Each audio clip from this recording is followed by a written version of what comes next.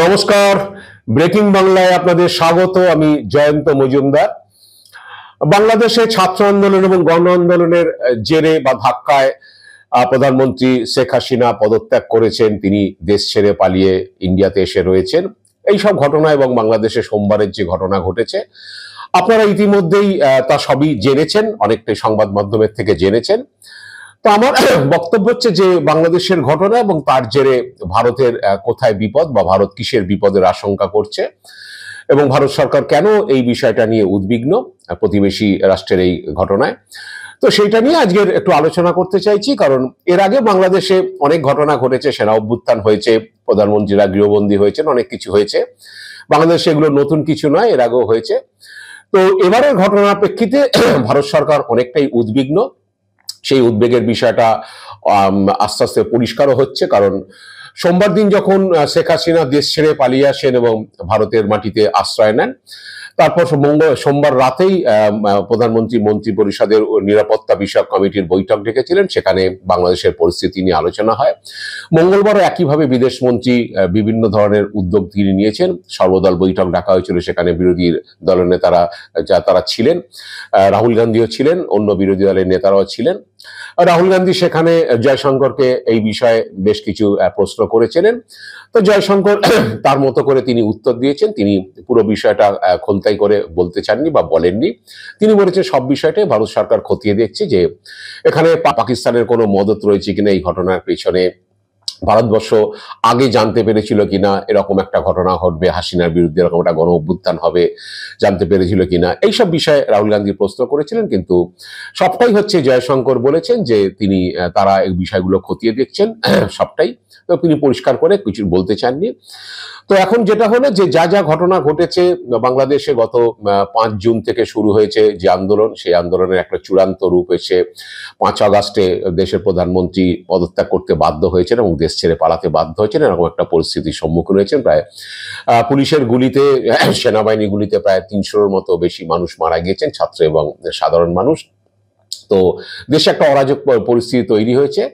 তো আমি এই বিষয়ে বলতে চাইছি যে কয়েকটি জিনিস, যে শেখ হাসিনা 15 বছর ধরে ক্ষমতায় রয়েছেন, তার বিরুদ্ধে একটা ডিক্টেটরশিপের অভিযোগ রয়েছে, এবং যেটা হয়েছে যে শেষ দুবার তার যে নির্বাচনে জিতে আসা, সেই নির্বাচনে জিতে আসাতে তার বিরুদ্ধে কারচুপির অভিযোগও রয়েছে। কিন্তু হাসিনাকে হচ্ছে অনেকেই ভারত সমর্থন করেছেন, সেটা হচ্ছে যে হাসিনা সেকুলার বলেই সকলে মানতেন, এবং তার আমলে সে দেশের সংখ্যালঘু হিন্দুরা অনেকটাই সুরক্ষিত ছিল। তারা দুর্গাপুজো, কালী পুজো, তাদের যে হিন্দু আচার যে পালন করা, সেগুলো তারা করতে পারতেন। তাই জন্য হাসিনার কাছে তারা অনেকটাই, হাসিনা তাদের কাছে অনেকটাই পপুলার ছিলেন এবং তাদের একটা সমর্থন তারা পেয়েছেন। কিন্তু হাসিনার বিরুদ্ধে নির্বাচনে কারচুপির অভিযোগ ছিল। তো এবার যে অনেক হাসিনার এরকম বিদায় বা পতনে অনেকেই, যে হিন্দুরা সেখানে যারা রয়েছে, 1.5-2 কোটি হিন্দু রয়েছে বাংলাদেশে, তারা নিজেদের অনেকটা সুরক্ষিত ভাববেন এবং কিছু কিছু তাদের উপর হামলা হতে পারে, তাদের ধর্মীয় স্থান ভাঙচুর হতে পারে, এইসব ঘটনা হতে পারে, এইসব আশঙ্কা অনেকে করছেন। টুকরো টুকরো কিছু খবর আসছে, সব খবর কি বলে সত্যতা তার হয়তো নেই, কিন্তু এরকম ধরনের খবর আসছে। এবং অনেকেই মনে করছেন যে আলটিমেটলি ছাত্ররা এই আন্দোলন শুরু করলো, সেই আন্দোলন আলটিমেটলি হচ্ছে জামাত এবং বিএনপির হাতে সে ক্ষমতা চলে যাবে। কারণ হচ্ছে আস্তে আস্তে আস্তে আস্তে এরা সেই ক্ষমতাটা দখল করবে। কারণ হাসিনা চলে যাওয়ার পর এখন আওয়ামী লীগের লোকজন বা আওয়ামী লীগের নেতারা সবাই হচ্ছে আত্মগোপন করেছেন, অনেকেই পালিয়ে অনেক অন্যান্য জায়গায় চলে গিয়েছেন। আওয়ামী লীগের দপ্তরগুলোতে আগুন লাগিয়ে দেওয়া হয়েছে, এইসব ঘটনা ঘটেছে। কিন্তু মনে করা হচ্ছে যে ছাত্ররা আন্দোলন করলো, সেই আন্দোলন আলটিমেটলি তাদের হাতে, মানে রাষ্ট্রটা শেষ মতো তাদের হাতে থাকেনি, বা কিছুটা অনেকে অভিযোগ করেছেন যে রাষ্ট্রটা জামাত বিএনপিদের হাতে চলে গেছিল, সেই আন্দোলনের রাশ, এবং আন্দোলনটা হাইজ্যাক হয়ে গেছিল। এইসব করছে। যদিও ছাত্র আন্দোলনে যারা সমন্বয়ক রয়েছে, তারা নতুন যে সরকার, যে কেয়ারটেকার গভর্নমেন্ট হবে, যেটা এখন সেনাপ্রধান তিনি দায়িত্ব নিয়েছেন, সেখানে তারা দাবি তুলেছেন যে জামাত, বিএনপি বা এরশাদের পার্টির লোকজন যাতে সরকারে না থাকে, এরকম একটা দাবি তুলেছেন তারা। অন্য নিরপেক্ষ ইয়ে থেকে কোনো মানুষকে দায়িত্ব দেওয়া হোক, এরকম একটা দাবি তারা ছাত্র আন্দোলনে যারা সমন্বয়ক যারা রয়েছেন তারা তুলেছেন। এখন জানি না শেষ পর্যন্ত কি হবে। তো অনেকেই মনে করছেন যে আন্দোলনের পেছনে যারা আছেন তাদের অনেকেই হচ্ছে পাকপন্থী রাজাকারদের সমর্থক এবং পাক মদত রয়েছে, এরকম অভিযোগও রয়েছে। কারণ যেভাবে সোমবার দিন ধানমন্ডিতে শেখ মুজিবুর রহমানের যে বাড়ি ছিল, যেখানে তাকে খুন করা হয়েছিল, সেই বাড়িটি যে মিউজিয়াম হয়েছিল সেটি যেভাবে জ্বালিয়ে পুড়িয়ে দেওয়া হয়েছে এবং মুজিবুর রহমানের মূর্তি যেভাবে ভাঙা হয়েছে, তাতে অনেকেই মনে করছেন যে এটা পাক মদতপুষ্ট রাজাকারদের সমর্থন ছাড়া বা পাক তাদের উস্কানি ছাড়া এই ঘটনা ঘটতো না। কারণ তারা প্রবল হচ্ছে শেখ মুজিবুর রহমান বিরোধী এবং সেই কারণেই হচ্ছে বাংলাদেশের স্বাধীনতা যুদ্ধে বা বাংলাদেশের মুক্তিযুদ্ধে যার এত বড় অবদান, সেই শেখ মুজিবুর রহমানের মূর্তি এইভাবে তারা ভাঙতেন না এবং তারা একটা সেই বিদ্বেষ থেকেই হচ্ছে সেটা তারা করেছেন। এই ধরনের কথাবার্তা অনেকে বলছেন। তো একইভাবে অভিযোগ উঠছে যে এই হাসিনাকে ক্ষমতা থেকে সরানো এবং তার বিরুদ্ধে যে এইভাবে মানুষকে খেপানো, এইসব নিয়ে যে অনেকে আমেরিকার হাতও দেখতে পাচ্ছেন বা তাদের অভিযোগ তুলছেন কোনো কোনো মহল থেকে। কারণ তাদের বক্তব্য যে কয়েক মাস আগে আমেরিকার রাষ্ট্রদূত তিনি বিএনপি এবং জামাতের অফিসে গিয়ে তাদের সঙ্গে কথা বলেন, আলোচনা করেন। কারণ নির্বাচনের আগে শেখ হাসিনা রাশিয়ার দিকে ঝুঁকেছিলেন, সেই কারণে আমেরিকার একটা ক্ষোভ ছিল। তারাও চাইছিলেন যে হাসিনাকে যে কোনোভাবেই হচ্ছে মসনদ থেকে সরানো, সেই জন্য আমেরিকার হাতেও অনেকে দেখতে পাচ্ছেন বা অনেকে অভিযোগ করছেন।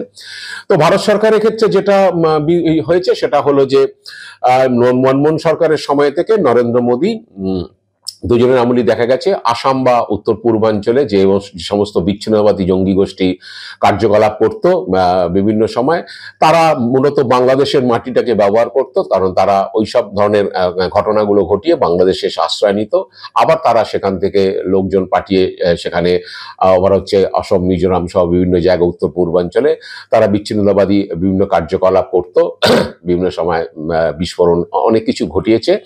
তো সেই সব ট্রাবলগুলো হাসিনার সময় অনেকটাই বন্ধ ছিল, কারণ হাসিনা এগুলো কঠোর হাতে দমন করেছিলেন।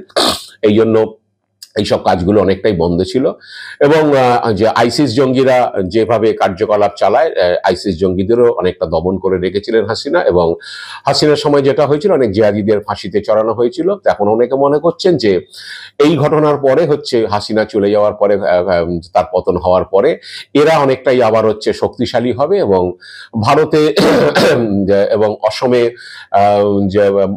মোদী এবং অসমে হেমন্ত বিশ্ব শর্মাদের মুসলিম বিরোধী রাজনীতি তাদের অনেকটাই উৎসাহ যোগাবে এবং তারা এইসব ঘটনাগুলো ঘটাবে এবং তাদের স্লিপার সেল যারা আছে তারা ভারত এবং পশ্চিমবাংলায় তারা ঢুকে বিভিন্ন সময়, আপনারা জানেন যে বর্ডার দিয়ে তাদেরকে ঢুকিয়ে বিভিন্ন জিহাদি গোষ্ঠী লোকজনকে বা ফিদাই জঙ্গিকে ঢুকিয়ে তারা বিস্ফোরণ ঘটানো।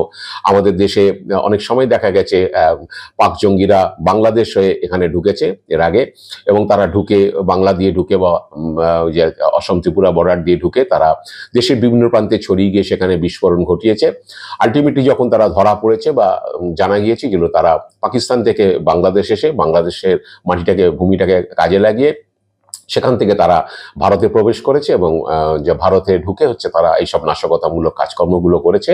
সে কারণে ভারত সরকার ভয় পাচ্ছে যে যেহেতু যে জামাত এবং বিএনপির হাতে যদি ক্ষমতা যায় তাহলে সেক্ষেত্রে জঙ্গি গোষ্ঠীগুলো বা আইএসআই অনেক বেশি, পাকিস্তানের গুপ্তচর সংস্থা আইএসআই অনেক বেশি সক্রিয় হবে বাংলাদেশের মাটিতে এবং ভারতে জঙ্গি প্রবেশ করানোর ব্যাপারে তারা খুব সক্রিয় হবে।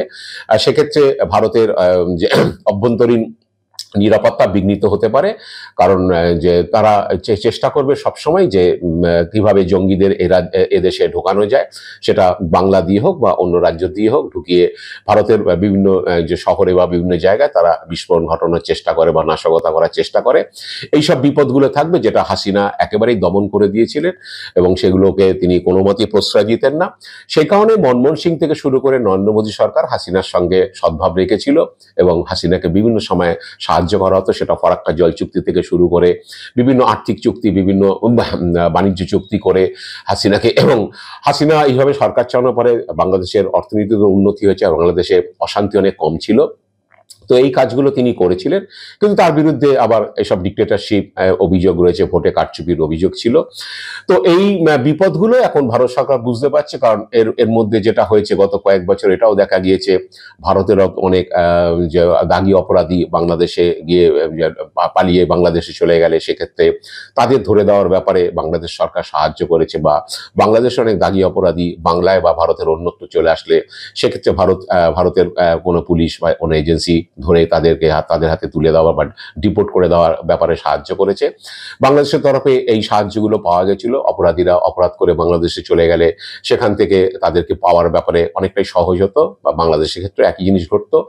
মূলত যেটা হচ্ছে যে ভারত সরকার যেটা মনে করছে যে এইভাবে যদি ক্ষমতা হস্তান্তরের পরে বিএনপি বা এরশাদ যে পার্টি বা জামাতদের কোনো প্রতিনিধিরা মিলে যদি সরকার গঠন করে ভবিষ্যতে, তারা যদি পাক মদতপুষ্ট মানে আইএসআই এর মদতপুষ্ট জঙ্গিদের তারা উৎসাহিত করে, সেক্ষেত্রে ভারতের অভ্যন্তরীণ নিরাপত্তার ক্ষেত্রে বড় বিপদ হতে পারে এবং উত্তর পূর্বাঞ্চলে আবার ডিস্টারবেন্স ক্রিয়েট হতে পারে। এবং সেই সব জঙ্গি গোষ্ঠী, আপনারা জানেন যে বিভিন্ন সময় বিভিন্ন জঙ্গি গোষ্ঠীর নেতারা বাংলাদেশে আশ্রয় নিয়েছিল, সেটা ভারত সরকার জানতে পারতো যে তারা সেখানে রয়েছে।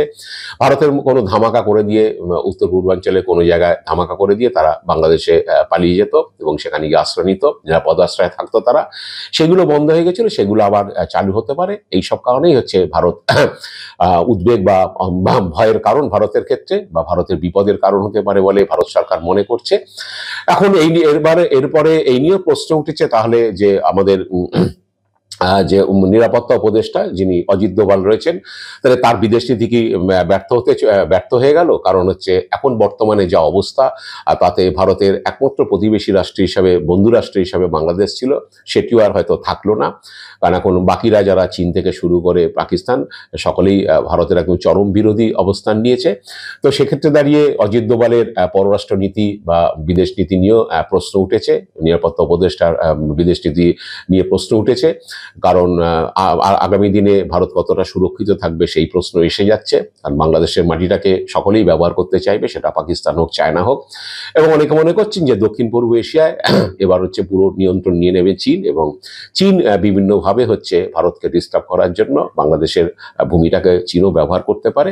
তো এইসব প্রশ্ন উঠেছে। এখন দেখা যাক যে মোদী সরকার এই বাংলাদেশের এই পরিস্থিতি এবং তার পরবর্তীকালে যে সিচুয়েশন হয় সেই সিচুয়েশন কেমনভাবে নিয়ন্ত্রণ করে।